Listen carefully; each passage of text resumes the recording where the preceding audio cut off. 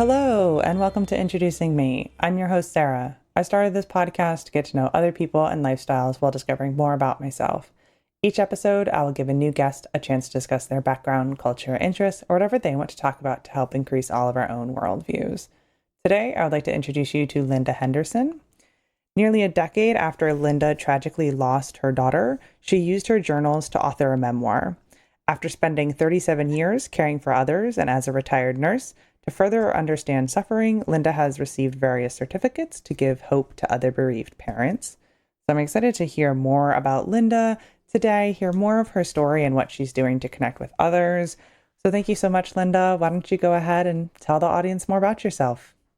Thank you for having me, Sarah. It's always my pleasure to talk about my daughter and what I call my love story, our love story, because really, in the end, that's what it's all about. My daughter, Andrea, was my youngest of my two biological children. We have a blended family, and she was the baby, as I said, of my two. Andrea was 27 years old. She was at the prime in her life. She was married, had the dream wedding, fell in love, the princess, the limo, looked gorgeous, all of that. Had a 2-year-old little boy, and they had purchased a house in August of 2011. They watched it get built and, all the excitement there. And on December 20th, 2011, she was killed instantly in a car accident. She was pregnant with her second baby.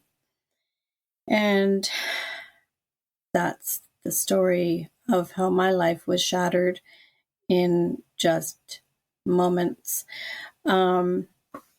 She was a social worker working with the youth of our community, working with girls between the ages of 13 and 18. And these girls had been through the foster care, and this was kind of like the end of the rope for them. And she was a teacher in their literacy program called New Directions. And so she helped these girls with their reading levels. Of course, they were all different ranges depending on what they had been through in their life. So that is what she was doing. And on that day, her and her coworker were out, and they had taken two girls into the community, teaching them how to be good community citizens. And they had collected money, and they were going to adopt a child. And they were on their way back to their place of employment about 2 blocks away. They were stopped, waiting to turn left. Andrea was a passenger. Her coworker was the driver, and they had two girls in the back. They were driving a small vehicle when a transport truck driver hit them. While he was distracted, he was texting and having an argument with his girlfriend on the phone, and he hit them and pushed them into the southbound traffic, where they were hit yet again by another car and T-boned. So her co-worker, and Andrea were both killed instantly. And the two girls in the back survived. One was barely, but she survived. And now today they live with a lot of trauma and all the effects that are encountered with something like that. We were texting that day. She was fortunate to be at a job where she could text me, and we had a very close relationship. And we had been texting. The accident was about 12:30 in the afternoon, and we had been texting all morning. She was telling me she was tired, and she should have stayed home, and just the usual mama-daughter talk. And there were many I love yous as usual. And then the texting just stopped. And it took about 6 hours before I really knew what had happened, because what she had done is she procrastinated and forgot to change all her ID. And so when they were looking for family members, they went to her old address. And so after about 6 hours, we got the news. I was, of course, just the anxiety building and building and building. And then when she didn't pick up her little 2-year-old boy from the paternal grandmother's babysitter, then I knew for sure that, something had happened. And it's been this December 20th, coming up now will be 13 years.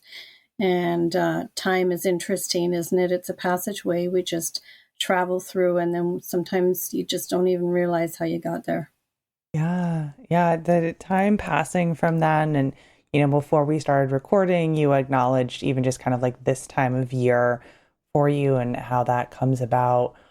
So what, after you learned of this tragedy, what was kind of the transition in your life to know, okay, going forward, like my daughter's no longer here? I think during the first 3 years, I don't believe that I grieved at all. I think I just existed because it took 3 years before the trucker, the trial had been completed, and this situation was resolved there. So in our town, it was a very high-profile accident, and it was on the radio. Every time I turned the radio on, I'd be hearing his name and hearing, when the next court date is. And then I also had another trial that was going on at the time. Her husband had decided that we didn't need to see our 2-year-old grandson, who I babysat in between my working all the time. After about a year of asking permission and seeing very little of him, we decided to take him to court. So we had 2 trials, two legal things going on at the same time, and there was a lot of all the outside things happening, which I had complicated, prolonged grief.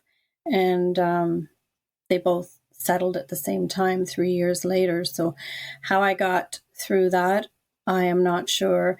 I did, I have my husband who's my rock. In those first early weeks to months, I was heavily medicated. It was basically him telling me, when's the last time you showered? When's the last time you brushed your teeth? It's time to eat lunch now. It's time to have supper. And I was just existing outside of my body. My heart was beating, but I was existing outside of my body. And that carried on for months and months. And then I got connected with a support group of bereaved moms, 5 or 6 moms. In those days, there were no Zoom meetings. So it became my lifeline to go every 2 weeks to that group and be around like-minded people and feel the support, and that everybody understood and that I wasn't alone in my suffering. And then, that along with checking in with the physician on a regular basis for adjusting the medication. And I had a counselor, the same counselor for 9 years, and I saw her regularly based on my needs. So somehow time gets you through, and hope kind of just creeps in, whether you want it to or not. I didn't want to be here. I wanted to be wherever she was. But this is where I am. Right. Now, were you still nursing through all of this, or did you decide to retire right away? I was 57 years old, and the plan was, my husband and I, well, we're going to work till we're 65, and you have all your goals set out. And no, I did not go back to nursing after that. I was doing community nursing, and going into people's homes and taking care of the elderly, filling up their pill boxes, blood pressure checks and all that stuff. And I did not. I lost everything. I lost my identity, who I was, empathy. I didn't care if Mr. Smith had an infected toe. Like, that was way, way less than something that I could ever imagine dealing with. So no, I always say, people say, oh, you're retired. And I say, well, at the time, like over the years, no, it was a forced retirement. I just couldn't go back to work. I could barely function in life. I couldn't even go to work. I used to joke. Years later, I would say, well, I can't even work at Walmart because I can't be a Walmart greeter and say, hi, how are you today? Because I really don't care how you are today. You know? But Yeah. realizing, putting yourself first and acknowledging kind of what your needs were at the time and, now being able to be retired, and not having to try to fake empathy for other people, I think is important. hmm So, how did those two court cases end up resolving? Well, the one with my grandson, I live in Ontario, Canada, and the one with my grandson, we were told by our lawyer, and we had letters from his lawyer, that there are no grandparent rights. You are going to lose. You're wasting your money. There's not been a case like this. You're not going to win. And my response was, yes, we will. And I don't care how much it is. I will remortgage my house. If I can't see my grandson, then I will die, because he was my only little piece of her. And we won. We won far more than we ever thought we would. He was, at the time, 5, I believe, just turned 5. And so we started visitation with him regularly, the first Saturday of every month for 3 hours, the third Saturday for 5 hours. And when he turned 6, that third Saturday became a sleepover. And then when he turned 6, we had him for 3 days vacation. And then after that, we've had him every summer for 5 days vacation and a sleepover once a month. I mean, really, it should be more than that. The door should be far more open for grandparents, but we were really happy to have that. And he knows that when he comes, and all through the years, that when he comes, that is his time to be number one. It's like, what do you want for breakfast today, Tristan? What are we having for supper tonight? Because everything was determined on his desire and his needs. And today we have a beautiful relationship with him. And the other one, the trucker, he walked away a free man. The prosecution failed. I really can't remember too much of those days, those hours in the courtroom, having to leave and take me to some room where it was completely, nobody could hear me, and release all my, so many people said, oh, you don't need to go. Well, yeah, I do. I am still her mom, and I need to be here. So it was pretty treacherous, but the prosecution, as I said, failed to submit some paperwork to prove that he was criminally responsible for the accident. And so as a result, the judge said that, I know that you caused the accident, but I can't find you criminally guilty. So he walked out a free man, lit up his cigarette, and went on to live his life. And I'm imprisoned for life without my daughter. I never looked to the judicial system for healing, because at the end of the day, I'm not going to have her anyway. So it didn't matter if he went to jail for 10 years, 15 years, 1 year, it doesn't matter. But that's how it all went down.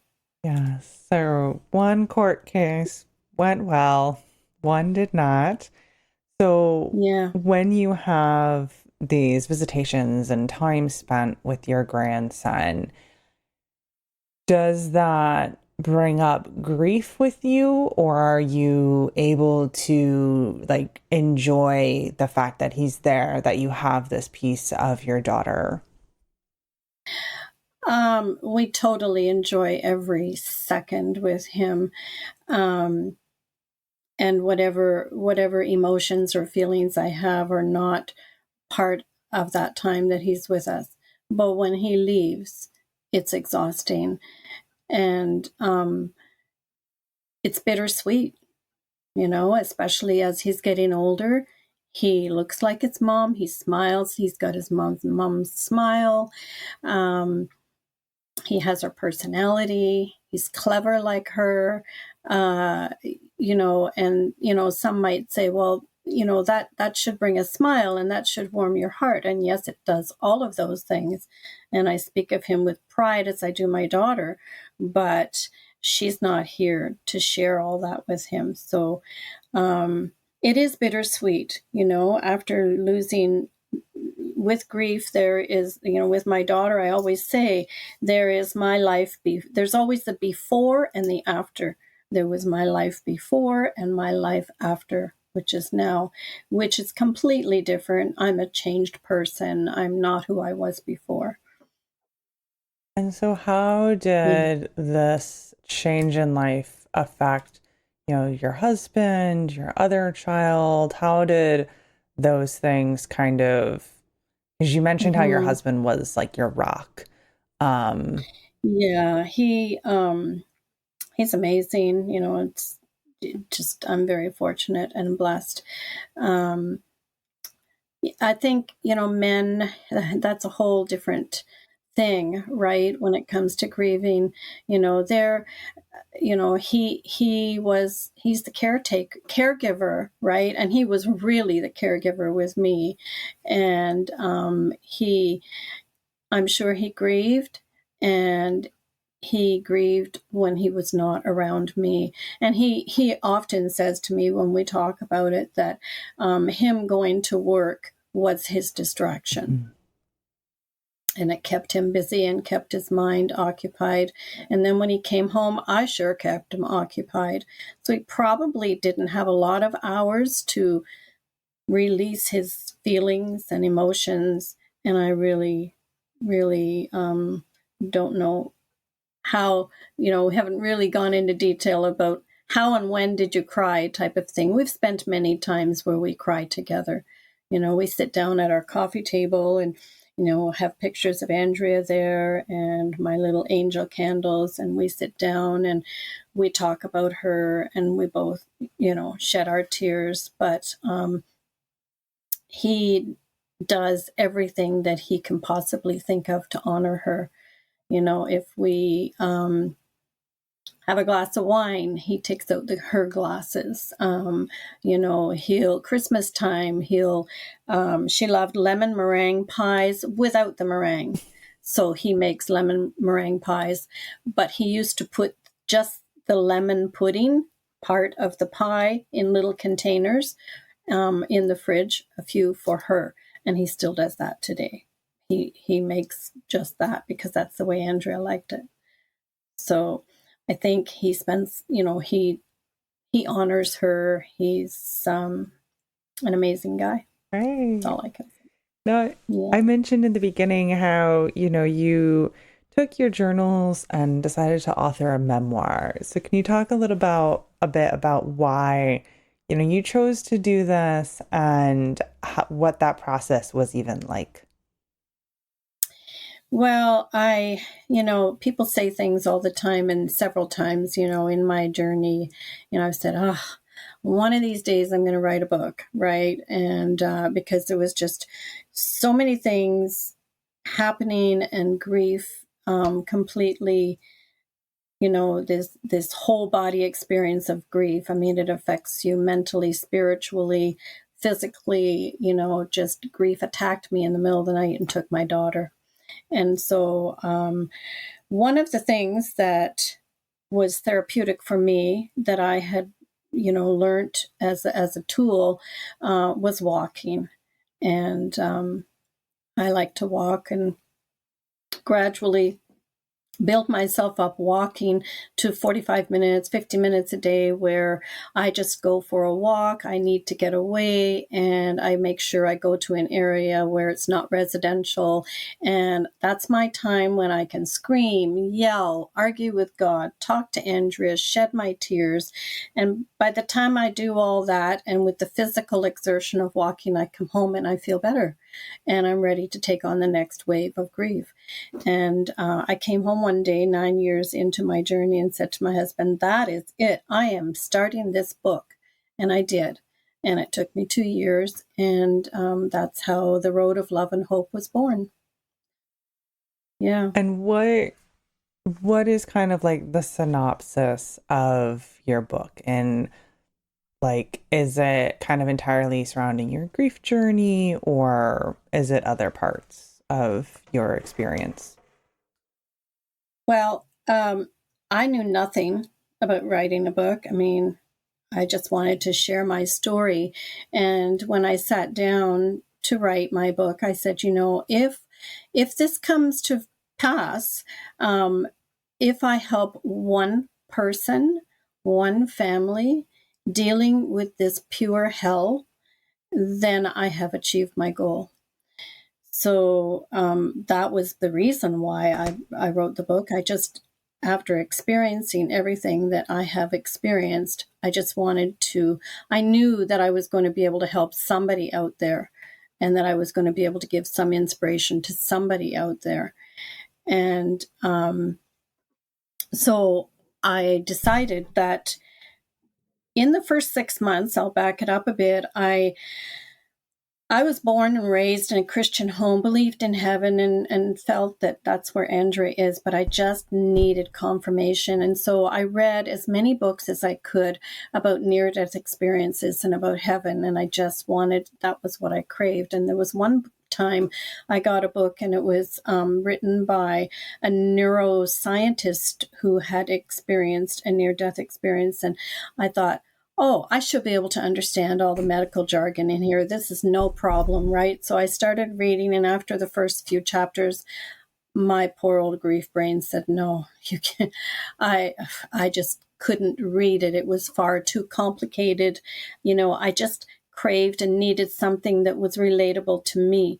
So when I sat down to write my book, I remembered that and said, I am going to write it from a broken-hearted mama's perspective, as though I'm sitting and talking to one person who has just lost their child, their loved one.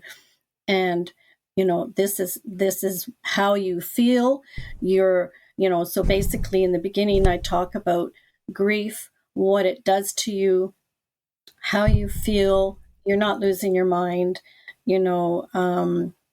just all of the information about grief. Grief is an umbrella, and we deal with people that are grieving, deal with depression, anxiety, anger, fears, all of those things. And so I just kind of go into those areas a little bit to explain about them and relate them to grief and make people understand that you're experiencing these things, right? And it's normal. I just wanted to, because I felt like I was going crazy. I felt like there's something wrong with me. I even said to my husband one time, I don't know what brain damage feels like, but I feel like there's something wrong. Of course, now we know that, the neurotransmitters are all messed up in your brain and there's so many things going on, but I didn't know that at the time. So I wanted to explain to the reader that you're okay, you're normal, and this is why. And then I just started talking about how I started to let hope come into my life and all the things I did to honor and love Andrea. And so you joined this grief circle, like you had some people you were connecting with pre-Zoom days. How are you connecting with other folks who are on similar journeys nowadays? Oh, now, since I've written my book, I'm on a journey of self-discovery. I've found my new purpose, and I'm just grieving now. After all of these years, I feel that I'm grieving healthily, and I'm connected with so many bereaved. I started out connecting with bereaved with groups on Facebook and connecting with these moms, and now I'm friends with so many of them, and I attend Zoom meetings twice a week, and it's just such a network of a bereaved community that I'm part of now, that I'm reaching out and helping others, and they're helping me. And what do you see, for your future? It obviously isn't something like where you are now is not where you thought you would be 20 years ago.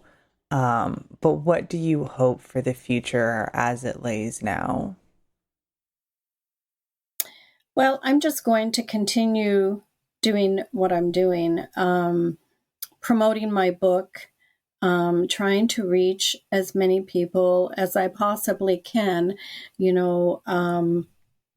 and give the message of hope and to inspire and empower that no matter what the situation you're living with, you can deal with it, and you can come out a better person because of it. Right now, I'm living the best version of me possible, and I will continue to do that and continue to just reach out and help other people. I'm looking into, I'm doing all sorts of things. I've written a couple of articles that are published in some online magazines. I'm probably going to be speaking at some local churches in the area for grief groups. I see myself continuing with that because I'm not going to stop talking about my story. I'm not going to stop talking about Andrea. She's my daughter, and everybody talks about their children that are here. Why can't I still talk about her, right? 100%. Completely understandable. Mm-hmm. I think it's one of those, if you have kids, it's kind of one of the first opening questions that someone will ask just on like, oh, how's it going? How are the kids? So for Mm-hmm. you to have Mm-hmm. that chance to still be able to do that Mm-hmm. is definitely important. Of course, of course. Going to my book signings, I go to the local bookstores and sit there for 2 or 3 hours, and I have my display of Andrea's picture, my books. I also published a book that she wrote in high school, and it was a project. She had to write a storybook for children, and I had that published, and that's called Spooky Meets a Friend. So I also have that on display, and her pictures there. So I get to talk about my book, our journey, our love story. I get to talk about her and how wonderful she was, and look at how talented she was. She wrote a book, and that's what I'm going to continue to do. Uh, Mm-hmm. Could you see yourself writing another book to kind of expand on some of these themes and just share more? Or do you think like you did the one book and you'll just kind of continue to promote the message in other ways? I will continue to promote the message in every way that I've been doing, and whatever door opens, I will walk in if it's a door of opportunity. And yes, I'm planning on working on another book, continuation from this one. Okay, very nice. So, kind of taking it from, you're here to help inspire, you're here to kind of bring this message of hope. For someone who is grieving, what would you say is the most important thing for them to hear? Well, through all of this, there's a lot that I can say. First of all, I will say that grief is hard work. Grief is very ugly, it's messy and destructive and unpredictable, and you have to work through it. In order to see the light through the forest, you have to walk through the forest, and you have to work at it, and it's hard work. So that work being, you have to shed those tears, you have to cry, and you have to cry without guilt. And that is so important, that you have to work through the grief. A motto that I have kind of found for myself through these years is, and I've been just, in these next few months, couple of months, next month now will be 13 years. And I have to keep telling myself and reminding myself, you need to practice your words, Linda, right? And that is embrace the moments. We need to embrace the moments of life, and whatever that looks like for you. If it's for a person who's just newly grieving, you embrace those moments where if you've had a day and you've cried and you can actually sit and have a coffee or a tea and breathe easier, you embrace those moments, because that is life coming back in. And you will allow life to come back in by embracing those moments. For me, I embrace every moment. When I go for a walk, if I see weeds that are flowering, it's like, oh my gosh, they're beautiful. And I take pictures. I embrace every moment, because if there's one thing that grief has taught me that tomorrow may not come, this afternoon may not come.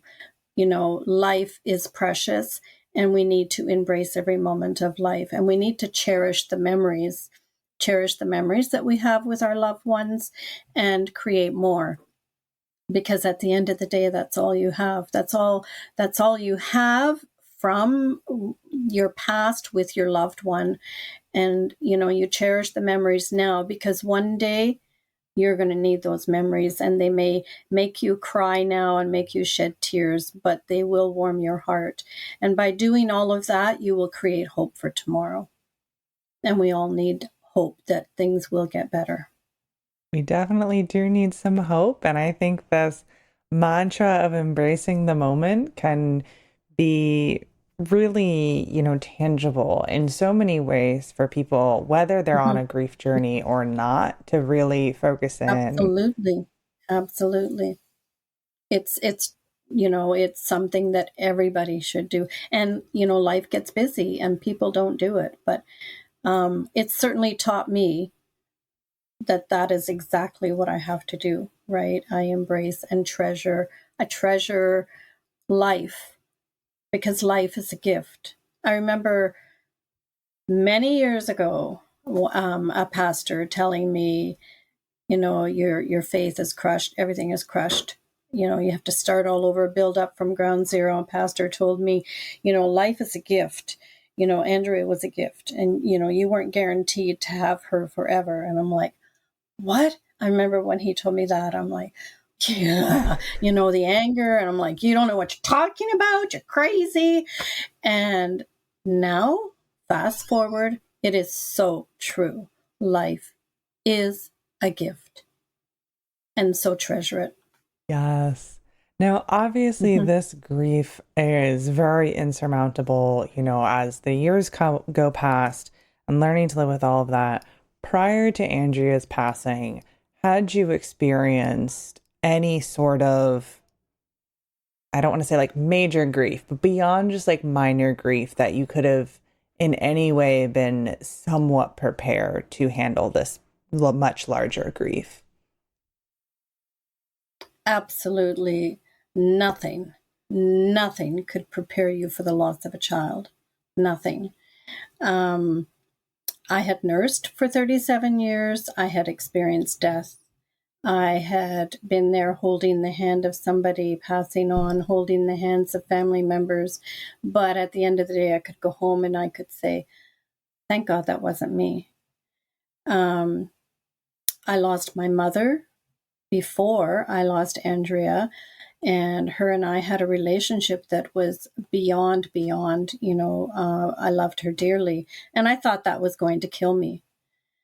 Now, and I've lost my 88-year-old father 4 years ago since Andrea. And all of those, Andrea, my mother, my father, grief is grief, pain is pain, but they're also totally different. But I can say from my experience, the depth of loss, the depth of pain was Andrea. It crushed me and almost killed me. I didn't want to be here, and I had suicidal ideations, and thankfully I didn't. But that's how profound it is. Nothing could have prepared me for this. Of course not. No, I mean, it's, one of the largest tragedies someone can individually experience. The reason I asked was purely kind of that, was there any baseline? I think everyone experiences grief in such different ways. Absolutely. And some people have to unfortunately experience it more than others. So to kind of hear you on this other side of it, kind of experience, these message of hope, and looking to how can you inspire and connect with others, I think, you know, to hear how far you've come is just really important to acknowledge like all of the work that you've done. Mm-hmm. Mm-hmm.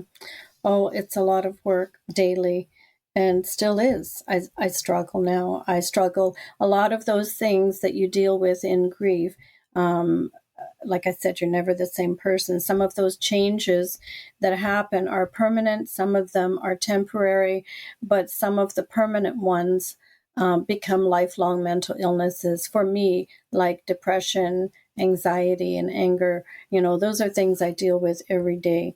And now going into December month, I deal with them every day.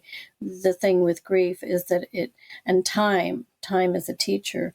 Time doesn't heal the wounds. Time doesn't heal any pain, but it teaches. And as time passes by, you encounter those waves of grief, and you go down that big dark hole. But you've learned how to climb out. That's all I can say about that. So I struggle and still try to let myself go to bed for the day if I need to. If that's what I have to do, and then the next day deal with it again. Right. Yes. Learning how to climb Hmm. out, figuring out what you need to do and giving yourself that space. You mentioned how going on walks has been very therapeutic. What other ways do you find yourself best managing grief? Right now, I think the walking is a big thing. Just the self care of recognizing that, what, today is not a good day. The pain, I'm missing her so much. I'm starting to go down that slippery slope. So allowing myself to feel and make space for that grief. And so then if I have to go to bed, like I said, then I will, or if I'm invited out somewhere and I can't make it, then I just say that I can't come, and I don't have to give a reason, and I don't have to be, apologetic, and I don't have to feel guilty. So it's called taking care of me in those ways, like setting boundaries, especially coming with the Christmas season. If it's December 16th and I'm telling you now I'm coming for, yes, I can come for dinner, but it's December 16th at 9 in the morning and I can't come. Hello, I'm not coming. And heaven help the person that doesn't understand that, you know. Yeah. Um, so I just take care of myself. I recognize and acknowledge that grief and love cohabitate in my heart. And I just have to live my life accordingly, as long as the grief does not control me. So my walks are a big thing. I don't have counseling anymore, but my husband is my sounding board. And when I need to talk, everybody needs, I would say, someone to talk to, a support network, whether it's a network or one person. Everybody needs that support system there. Yes. Finding support Mm-hmm. definitely paramount in all facets of life, but definitely when living with long-standing grief. Mm-hmm. Yeah, it's forever. Love is forever. Grief is forever. Yes. Yes. As you've shared your story today, that is rung true and come through very much. I appreciate you sharing about everything, you've been through, everything, about Andrea's life. Before I start to wrap things up, is there anything else that you want to make sure the listeners hear? Basically, I think, when I said my motto there, embrace the moments, cherish the memories, and hope for tomorrow.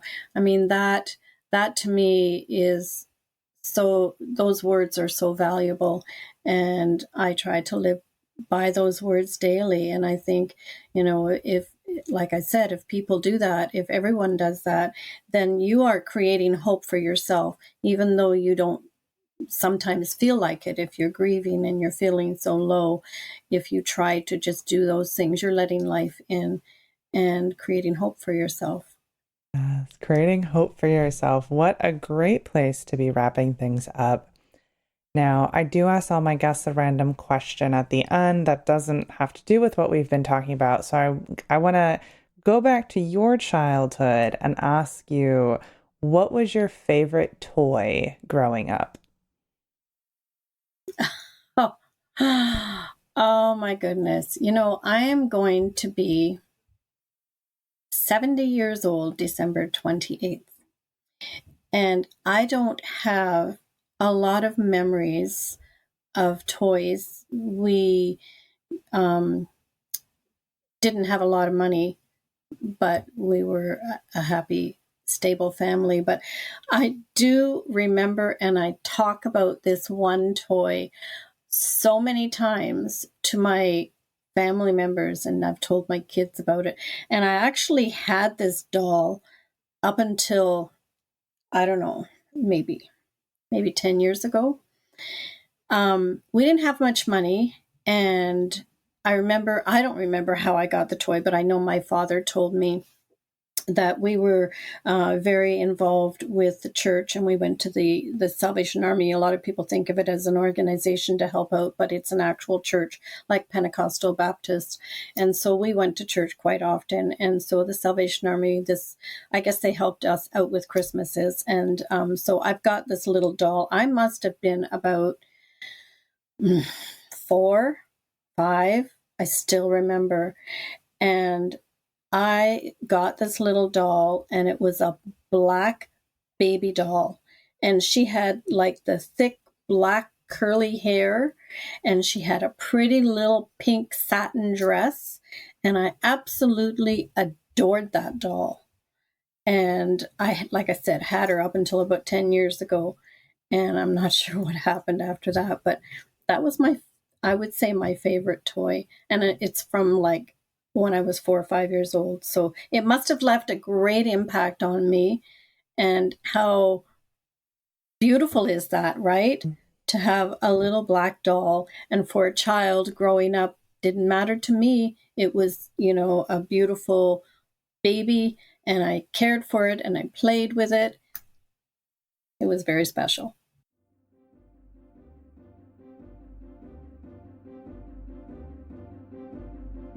All right, that brings this episode to a close.